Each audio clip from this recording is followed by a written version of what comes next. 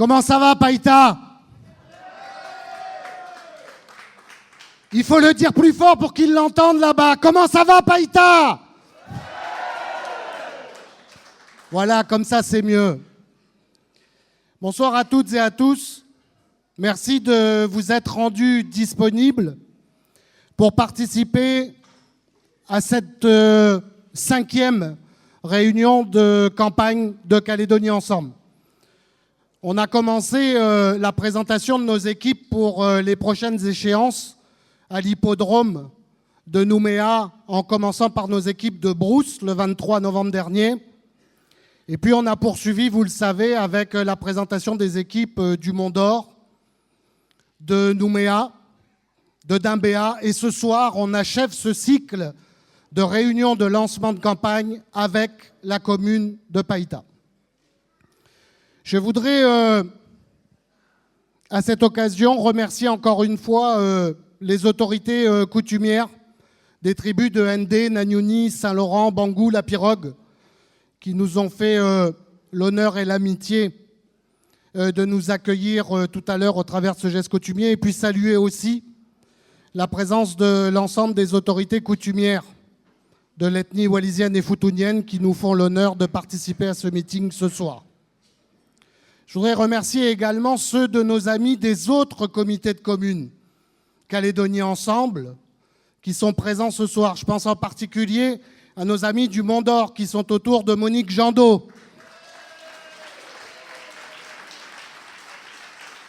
Je pense également à ceux de Dimbéa qui sont rassemblés autour de Bernard Marant.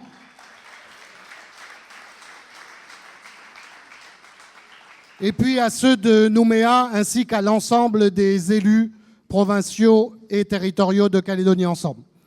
Et puis enfin, je vous demande d'excuser l'absence de la députée de la première circonscription, Sonia Lagarde, qui ne peut pas être avec nous ce soir parce qu'elle tient en ce moment même à Nouméa une autre réunion avec un certain nombre d'autres élus de la province.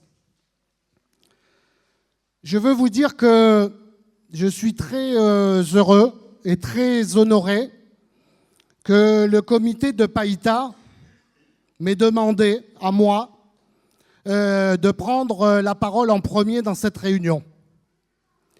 Parce que je ne suis pas de Païta, mais j'ai un lien particulier avec cette commune, notamment en ce qui concerne les élections municipales.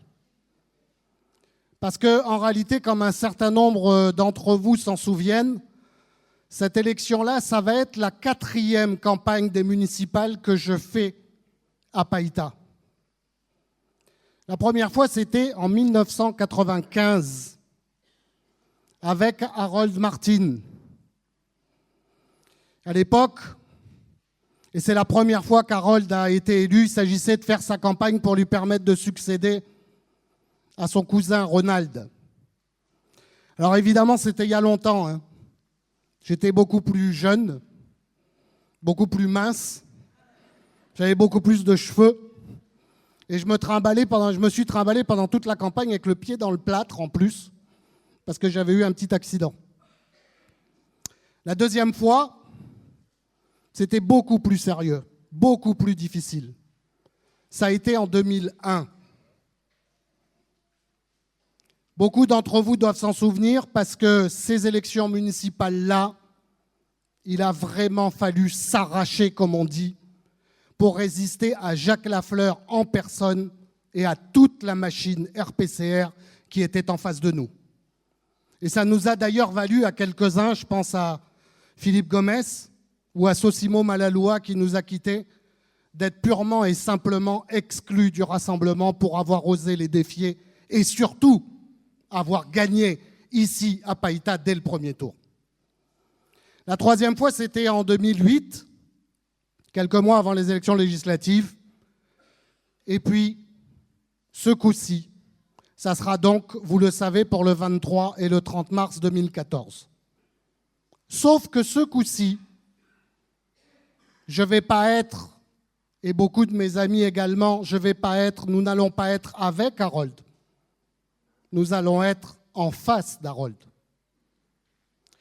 Nous allons être en face d'Harold parce qu'il a trahi tous les engagements qu'il avait pris vis-à-vis de nous.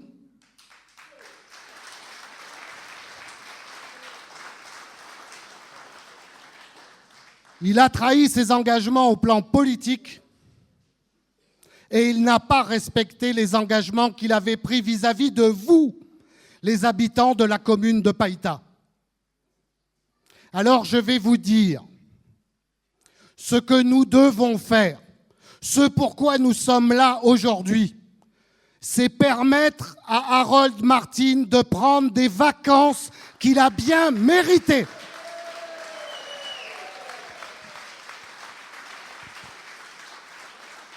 C'est un service que nous allons lui rendre et c'est un service que nous allons nous rendre à nous.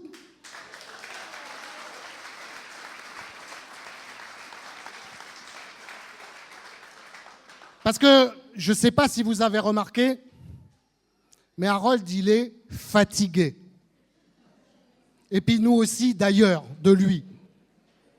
Vous avez remarqué comme il est fatigué ? Il ne sait plus où il en est. Il ne sait plus où il en est, le pauvre garçon. Il quitte le rassemblement, il retourne au rassemblement.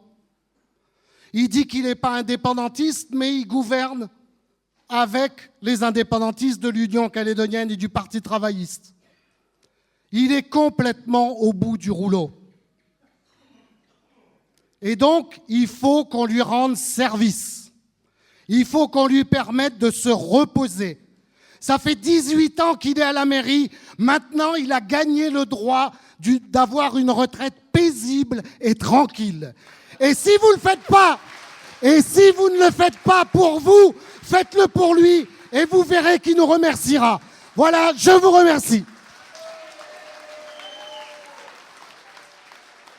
Je vais maintenant passer la parole à quelqu'un qui connaît au moins aussi bien que moi, et peut-être même mieux que moi, celui que nous allons affronter à l'occasion des prochaines élections municipales.